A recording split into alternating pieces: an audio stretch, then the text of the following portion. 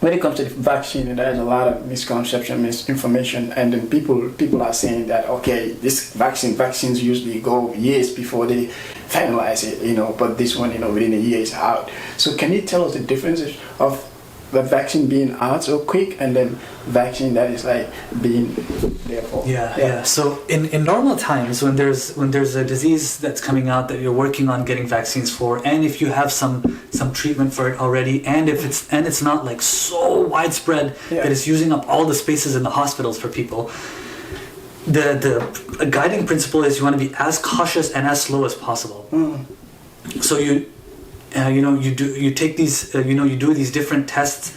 These, maybe one company is working on it, working on a vaccine for one disease, and so they gather a group of people, they do the testing, and then first they just test a small group of people, then they test larger, and then slowly larger groups of people, and then then it's slowly because the FDA, which is the body of government that looks over these tests and goes to see how safe is it, whether it's not working or not. They have like a long list of things that they have to get to, so it takes time for them to eventually get to reviewing that study and see if that's published, and then go review it and make them repeat the studies again. And so it takes a long time, and we definitely want to focus on safety more than anything else. Absolutely. I think a key thing that's different from COVID is two things.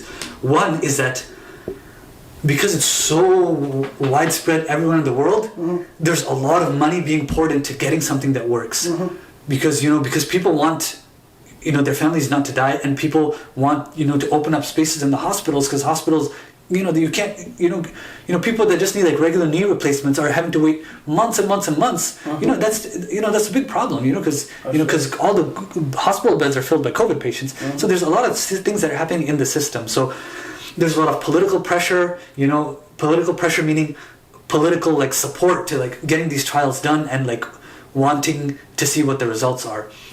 So that's why we were able to speed up the process a lot, because there was a lot of money that was being poured into doing these tests, and this was put kind of that long list of things that those different institutions have to review. This was put at the top of the list. So all the other things that are being tested that we're making medicines for, they were put as a second priority. The top priority was put as COVID. So the moment any study came out, it was reviewed very early on by the FDA. So there's a lot of these things happening in the system that made it so that we could progress much faster into getting a vaccine than it did for previous things.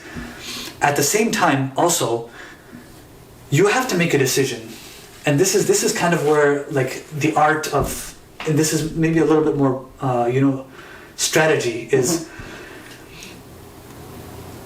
The initial data set you see is helpful for you see that it works very well, and then and this initial data set, by the way, it's not like a few days or a few months. This is still a couple of months in, and even as that initial data set comes in, they still follow those people and still measure things that happen in those people. So they're still studying those people, and they're going to continue to study them. So, this you can say, okay, I have this initial data set. Can I, how confident do I feel that, based on what I'm seeing initially, that this is safe enough, that the risk of not giving people this vaccine is that more people are going to die from COVID? Yeah. But there is that risk. There is a little bit of a risk that we don't know the long-term effects of this vaccine, for example. So, how much more should we delay it, the vaccine? Because if you delay the vaccine, more people are going to die from COVID. And people are going to say, why didn't you just, you saw that initially it was safe, at least get it out so that people can take it, at least you would have saved so many people. But if you do that, people are going to say, oh no, you were too quick, and you put it out very quickly, and this is very irresponsible, and you should have done more testing. So both sides. And if you delayed it, people people are going to say, oh, you let people die. But then those people who say, no, it's better to delay it because you get more safety. So there's this kind of balancing act that you have to do.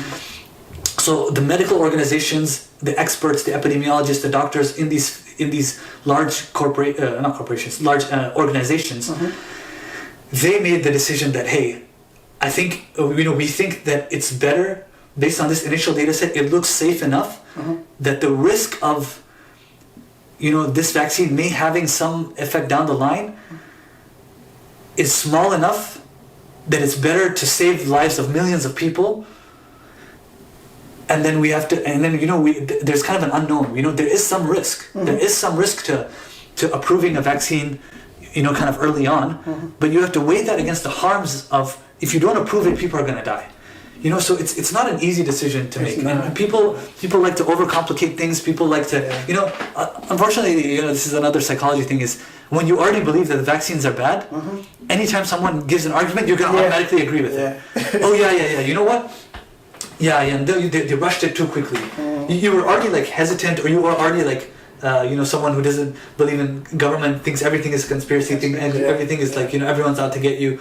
Yeah. So when you hear something like that, you're like, yeah, and I'm gonna start using this, Yeah. And then some other people, people used to say like, oh, it's still too early. Yeah, I want to see what the vaccine does. Right. 6 months went by, a year went by. Okay, how much long do you want to take?